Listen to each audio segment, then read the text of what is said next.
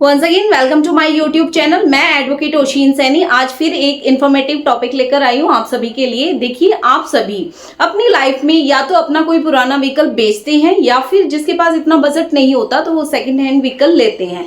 तो आज इस वीडियो में हम इसी टॉपिक के बारे में डिस्कस करेंगे कि जब भी आप कोई पुराना व्हीकल बेच रहे हैं या फिर पुराना व्हीकल आप ले रहे हैं, अब वो व्हीकल है जो 2 व्हीलर है, 3 व्हीलर है या फिर 4 व्हीलर है या फिर वो प्राइवेट है या कमर्शियल है, मैं सभी के बारे में बात करूंगी। और मेरा ये वीडियो जो है आप लास्ट तक देखिएगा, आपको पूरी इंफॉर्मेशन मिलेगी कि किस तरीके से आपको अपने आप को बचाना है। क्योंकि काफी टाइम देखा जाता है कि आप अपनी जो मोटरसाइकिल है, गाड़ी है या फिर कुछ भी कोई भी व्हीकल आप बेच तो देते हैं, लेकिन एक टाइम के बाद अगर उस व्हीकल से ऑफेंस कमिट होता है तो पुलिस पहुंचते पहुंचते आपके पास आ ही जाती है। क्योंकि जो आप मिस्टेक करते हैं वो इस वीडियो में मैं आपको बताने वाली हूँ।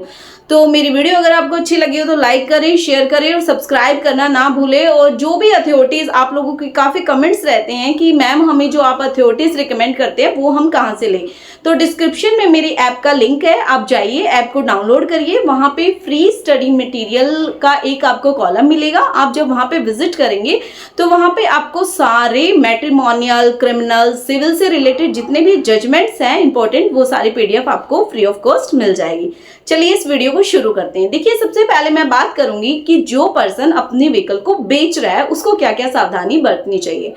अमूमन देखा जाता है कि जब भी आप व्हीकल बेचते हैं, आप फॉर्म नंबर 29 और 30 आप भर के निश्चिंत हो जाते हैं। उसके बाद आप सोचते हैं कि आपकी जो जिम्मेवारी है वो खत्म हो गई है, लेकिन यहीं पे आपकी जिम्मेवारी खत्म नहीं होती है। क्योंकि होता क्या है, जब भी आप व्हीकल को देते हैं, आप फॉर्म नंबर 29 और 30 भरने के बाद आप ये चेक नहीं करते हैं कि खरीदने वाले पर्सन ने उस व्हीकल को ट्रांसफर करवाया है अपने नाम या नहीं। आप चेक ही नहीं करते हैं।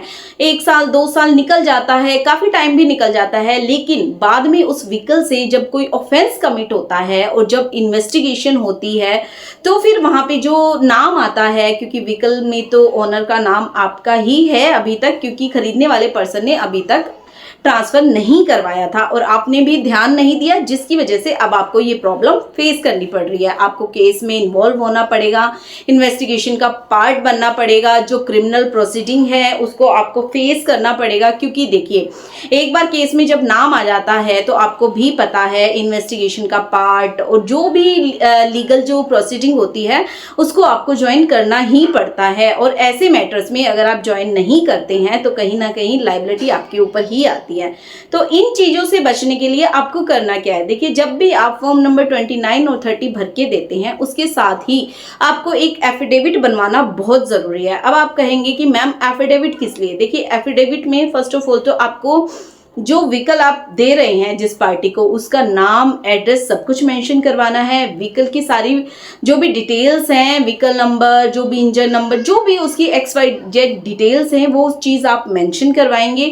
उसके बाद किस डेट को आप उनको व्हीकल दे रहे हैं और वो कितना टाइम आपसे मांग रहे हैं कि इतने टाइम के बाद हम जो है इस गाड़ी को अपने नाम करवा लेंगे, ये सब चीज़ें आप मेंशन करवाएंगे। और यहीं पे आप 3 या 4 विटनेस भी रखने बहुत जरूरी है।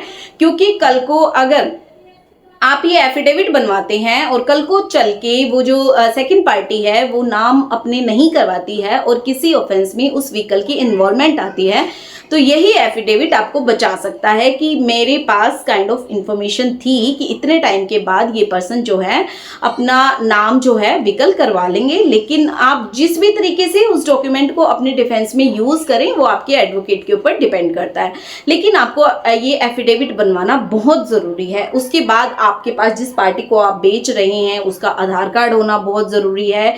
उसके 2 या 3 फोटोग्राफ्स आप लें। एक आप एज ए, अगर पेमेंट उन्होंने पूरी नहीं की है तो एज ए सिक्योरिटी चेक जो आप लोग लेते हैं उसको भी आप मेंशन करवाइए। उसके बाद आप क्या करिए, देखिए, अगर जो ये प्रोसीडिंग आपने कर दी है उसके बाद अगर पार्टी ने आपसे 3 या 4 महीने का टाइम लिया है, अब आपको अगर ये लगता है कि 3-4 महीने के बाद जो पार्टी है वो प्रोसीड नहीं कर रही है, काफी केसेस में देखा जाता है कि आप भूल जाते हैं, उस प्रोसीडिंग को चेक ही नहीं करते हैं कि जो व्हीकल है वो आपके नाम से उतरा है, अगले ने अपने नाम करवाया है या नहीं है।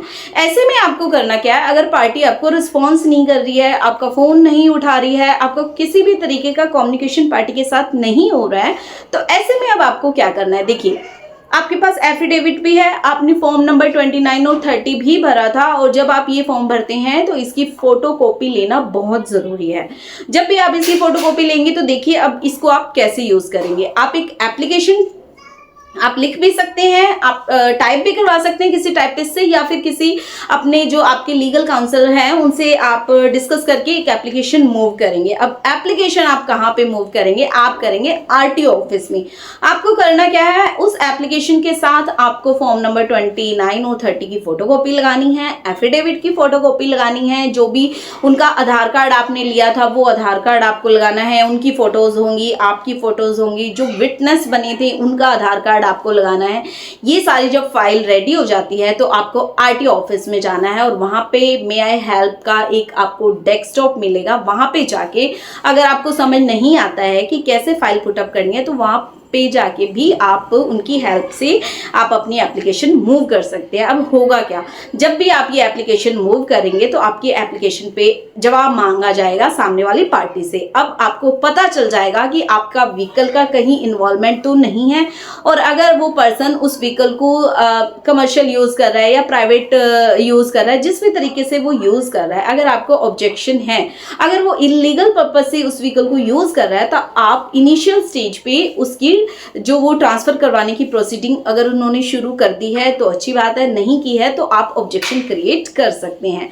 ये तो जो मेथड मैंने बताया था ये बचाव के लिए था जो व्हीकल अपना बेच रहे हैं। अब मैं बताती हूँ जो खरीद रहे हैं उनको कौन कौन सी सावधानियां बरतनी है। उनके साथ भी फ्रॉड हो सकता है आप जो गाड़ी, बाइक, कुछ भी XYZ आप खरीदने जा रहे हैं व्हीकल ट्रांसपोर्ट में, तो उसका इन्वॉल्वमेंट किसी ऑफेंस में पहले ना हो, आपसे कंसील किया जा रहा हो, तो इससे बचने के लिए आपको क्या क्या करनी है। देखिए फॉर्म नंबर 29-30 आपको भर के दे दिया जाता है। आपको भी एफिडेविट की कॉपी लेना बहुत ज़रूरी है। आप एफिडेविट में अपनी तरफ से ये पॉइंट्स भी मेंशन करेंगे कि इस गाड़ी का कहीं कोई इन्वॉल्वमेंट है या नहीं है। जो आपको बेच रही हैं वो अपना सेल्फ डिक्लेरेशन देंगे इस चीज़ के बारे में, क्योंकि बाद में अगर आपकी गाड़ी का इन्वॉल्वमेंट पास्ट में कहीं से मिलता है तो उसकी लायबिलिटी ओनर की ही रहती है। उसके बाद आपको उनका आधार कार्ड लेना है, उनकी फोटो लेनी है, उसकी आरसी भी आप ले रहे हैं, आरसी की कॉपी आपको लेना बहुत ज़रूरी है। अब बात ये आती है कि जब भी आप आरसी की कॉपी लेते हैं या फिर इंश्योरेंस की कॉपी, ये बहुत ही ज़रूरी डॉक्यूमेंट है। आरसी, इंश्योरेंस की कॉपी, फॉर्म नंबर 29-30 काफ़ी लोगों को पता नहीं होता, आरसी नहीं लेते हैं, इंश्योरेंस की कॉपी नहीं लेते हैं। इंश्योरेंस जो है वो एक्सपायर हो चुका होता है। अब इंश्योरेंस है वो 2 पार्टी है, 3 पार्टी है। इन चीज़ों के बारे में भी अगर आपको नॉलेज नहीं है तो मुझे कमेंट सेक्शन में बताइए। मैं नेक्स्ट वीडियो इंश्योरेंस किस तरीके से होता है, कैसे होता है, किस तरीके से इंश्योरेंस आपको सिक्योर करता है उसके ऊपर लेकर आऊंगी।